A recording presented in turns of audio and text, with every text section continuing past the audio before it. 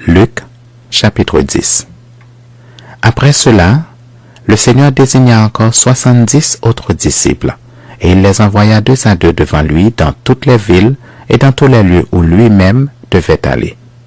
Il leur dit, « La moisson est grande, mais il y a peu d'ouvriers. Priez donc le maître de la moisson d'envoyer des ouvriers dans sa moisson.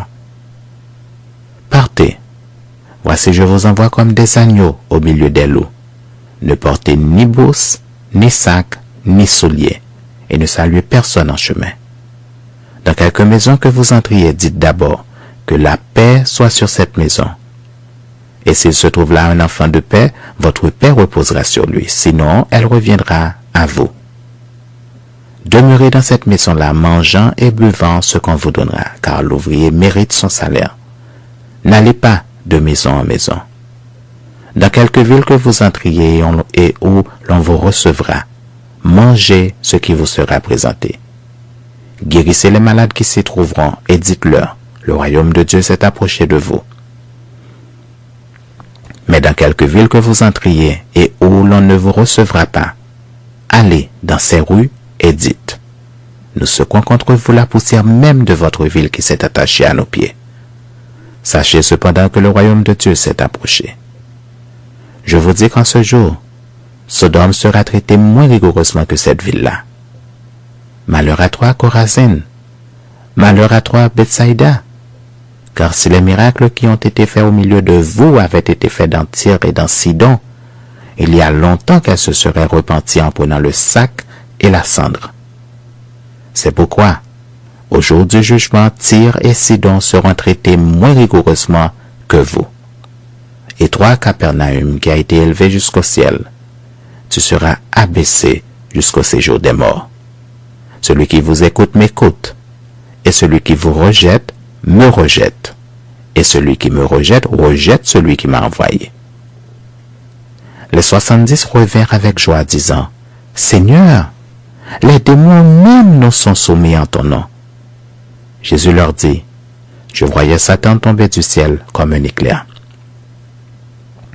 Voici, je vous ai donné le pouvoir de marcher sur les serpents et les scorpions, et sur toute la puissance de l'ennemi, et rien ne pourra vous nuire.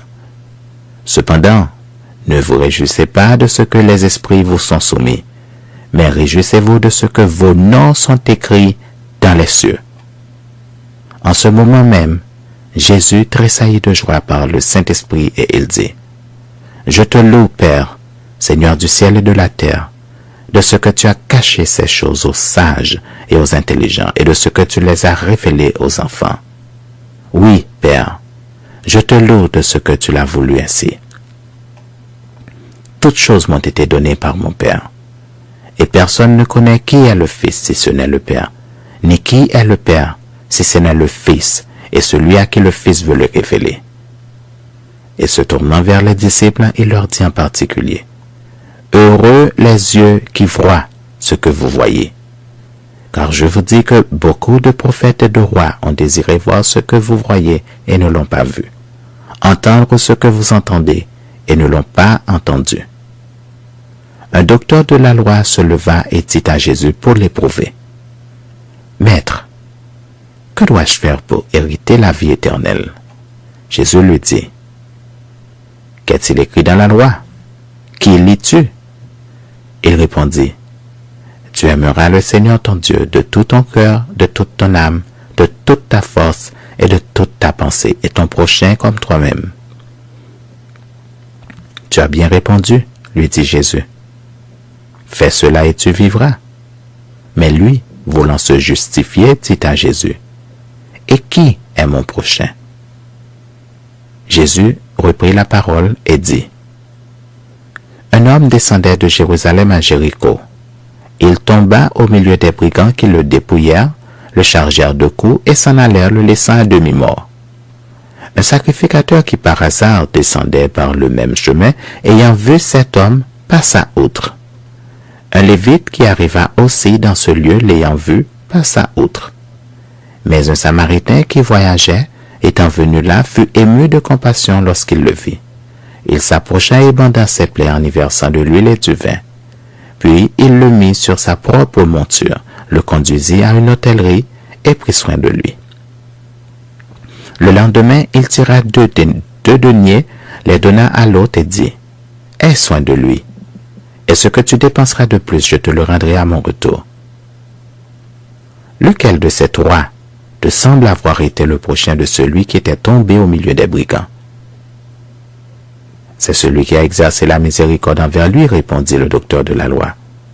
Et Jésus lui dit, va, et toi, fais de même.